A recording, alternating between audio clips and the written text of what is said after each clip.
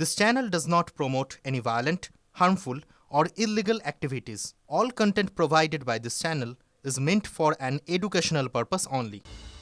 ভোটের বাক্স খুললে বিজেপির নেতারা চোখে সর্ষে ফুল দেখবে। তৃণমূল 250 আসন পার করলে কেন্দ্রে বিজেপি সরকার 1 বছরও টিকবে না। মেদিনীপুরের সভা থেকে চ্যালেঞ্জ অভিষেকের। সব জায়গায় এবার জোড়া ফুলকে আরো শক্তিশালী করতে হবে। আর ভোটের বাক্স যেদিনকে খুলবে সেদিনকে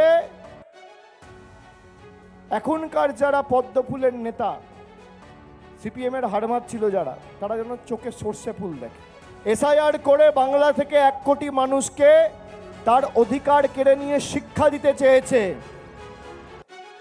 আমরা গণতান্ত্রিকভাবে এদের বিরুদ্ধে এফআইআর করে জবাব দেবো। গণতান্ত্রিকভাবে বাংলার মানুষের কি ক্ষমতা রয়েছে? জোড়া ফুলের বোতাম এমনভাবে টিপবেন, জোড়া ফুল যদি আগামী দিন 250-র বেশি আসন নিয়ে যেতে 1 বছরের বেশি কেন্দ্র সরকার ক্ষমতায় থাকবে না। তার কারণ তৃণমূল একমাত্র দল যে বিজেপির বিরুদ্ধে লড়তে জানে, বিজেপিকে হারাতে জানে, বিজেপিকে শিক্ষা দিতে জানে। স্বাধীনতার গণ্ডিতে থেকে আমাদের লড়াই করতে হবে। এই পরিবর্তনই বাংলার মানুষ দেখতে চেয়েছিল, এই পরিবর্তনই আমরা দেখিয়েছি। 2011-য় যদি আমরা বলতাম বদলা হয়েছে, এবার বদল হয়েছে, এবার বদলাও হবে, আজকে এই শুকুর আলীর ছেলে তপন ঘোষ, বিজেপির নেতা যারা বড় বড় ভাষণ দিচ্ছে, সিপিএম এর হারমাদ, অনুবীক্ষণ যন্ত্র দিয়ে মাটিকে খুঁজে পাওয়া যেত না। নিচে জল্লাদ আর উপরে গদ্দার, কি সুন্দর মডেল। এবার 15-0 করতে হবে, আপনারা কথা দিচ্ছেন। আর ওদিকে ঝাড়গ্রাম তো 4-0 ছিল আগের বার, এবারও 4-0 তৃণমূলের পক্ষে হবে। ঝাড়গ্রাম পশ্চিম মেদিনীপুর মিলিয়ে 19-0 তৃণমূলের পক্ষে হবে। আর যেখানে যা দরকার পড়বে আপনারা বুক চিতিয়ে লড়াই করবেন, আমি আপনাদের সাথে, দরকার হলে যেখানে বলবেন আমি যাব, যে ভূতে ঢুকতে বলবেন আসুন। ত্রিপুরায় নোটার থেকে কম ভোট পেয়েছে। গোয়ায় গোহারান হেরে মুখে চুনকালি মেখেছেন। অপেক্ষা করুন, ভোট হতে দিন। অভিষেককে পাল্টা চ্যালেঞ্জ শুভেন্দু।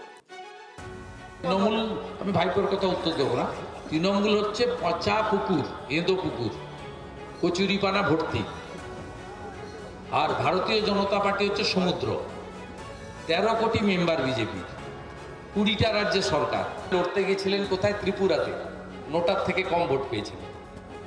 গোয়াতে গেছেন, প্রচুর টাকা খরচ করেছেন এই আইপ্যাককে দিয়ে, হেরে গোহারান হেরে মুখে চুনকালি লাগিয়ে এসেছেন। আপনার পার্টিটা জাতীয় পার্টি ছিল, এখন আঞ্চলিক পার্টি হয়ে গেছে। প্রথম বসবে বিজেপি, আপনাদের বেঞ্চের দ্বিতীয় সারিতে বসতে হবে। এই যে নির্বাচন আসছে, ভোটের দিনও পোলিং এজেন্ট পিছনের সারিতে বসতে হবে স্টেট পার্টিকে। কাউন্টিংয়েও প্রথম সারিতে বিজেপি বসবে, আপনাকে বসতে হবে পিছনের সারিতে। এইসব বড় বড় কথা 4 কোটি 5 কোটির সভাতে বলা যায়। অপেক্ষা করুন না, ভোটটা করতে দেন। এসআইআর এর বিরোধিতা করছেন কেন? ভোটার লিস্টের বিরোধিতা করছেন কেন? এই ভোটার লিস্ট আপনাকে গিলতে হবে। এই ভোটার লিস্ট গিলে ভোটে লড়তে হবে, লড়ে আপনাদের হারতে হবে এবং আপনাদের সব চোরেদের সপরিবারে জেলে যেতে হবে।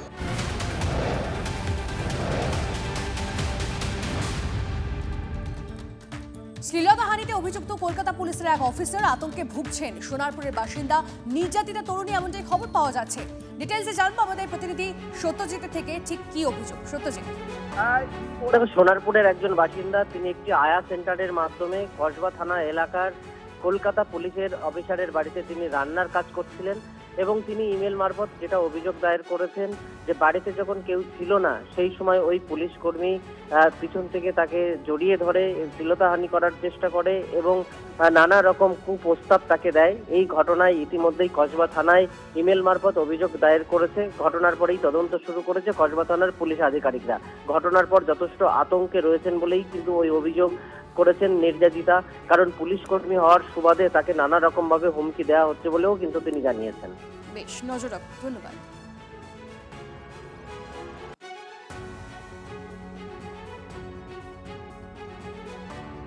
ঘর ঝাড় দিচ্ছিলাম, তখন ওই বাড়ির ওই নামক ব্যক্তি আমার পেছন থেকে এসে জড়িয়ে ধরে এবং আমার সম্মান নিয়ে টানাটানি করে, তখন আমি ওনাকে ছিটকে ফেলে দিই।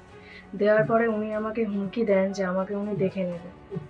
তারপরে উনি ওনার ময়লা ফেলার প্লাস্টিকে একটি বিস্কুটের প্যাকেট এবং হচ্ছে কিনা একটি খাতা আর খুচরো জিনিস যেমন বাটি এইসব ঢুকিয়ে রাখার পরে ওটাকে চোর অপবাদ দেন। তখন আমি সেন্টারে দাদাকে ফোন করে ডাকি। সেন্টারের দাদা এসে মানে উনি লিখে আমাকে জোর করে লিখিয়ে নেন যে আমি আর কোনোদিন চুরি করব না। তারপরের দিনকারে সকালবেলা ওনার বাড়ির বৌমা আমাকে ফোন করে হুমকি দেন যে আমি নাকি ওনাদের বাড়ির থেকে সোনা গয়না নিয়ে চলে এসেছি। আমি এই মেলটা পাঠাই থানায় পাঠানোর পরে কোনো খবর আসেনি।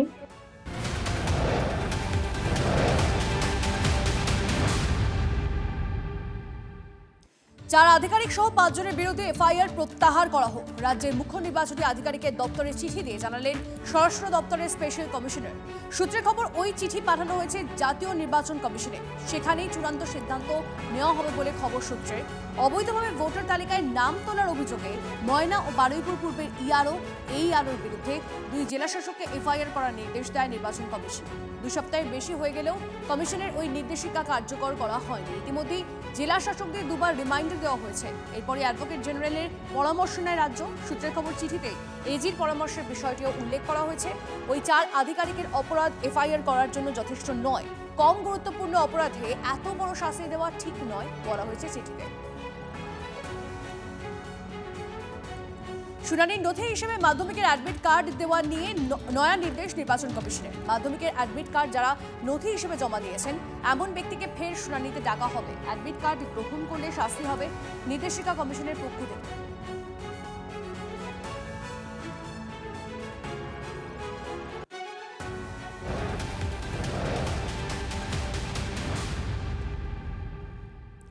মাধ্যমিকের অ্যাডমিট, ডোমিসাইল সার্টিফিকেট কেন গ্রাহ্য হবে না? প্রশ্ন মুখ্যমন্ত্রীর। ভোট কি শুধু কমিশন বিজেপি মিলে করবে? তোপ মমতার। লড়াই চলছে, আরো জোরদার হবে, হুঁশিয়ারি বাংলার মুখ্যমন্ত্রী। মাধ্যমিকের ডেট অফ বার্থ, মাধ্যমিক সবাই আপনারা জানেন, স্কুলের সার্টিফিকেটটাই সিন্স ইন্ডিপেন্ডেন্স আমরা ডেট অফ বার্থের সার্টিফিকেট হিসেবে গ্রহণ করি। আজকে যদি হঠাৎ বলে দেয় 2 মাস বাদে যে আবার নতুন করে চ্যাপ্টার খোলো, এটা গ্রহণ হবে না। সুপ্রিম কোর্ট বলা সত্ত্বেও বলছে আধার কার্ড গ্রহণ হবে না। মালদায় শুনেছি 90,000 লোককে, একটা কমিউনিটির লোককে 90,000 নোটিশ পাঠানো হয়েছে। অনেক জেলায় ট্রাইবেলদের সব নাম কেটে বাদ দিয়ে দেওয়া হয়েছে। এমনকি x former secretary, foreign secretary, তাকেও ডাকা হয়েছে।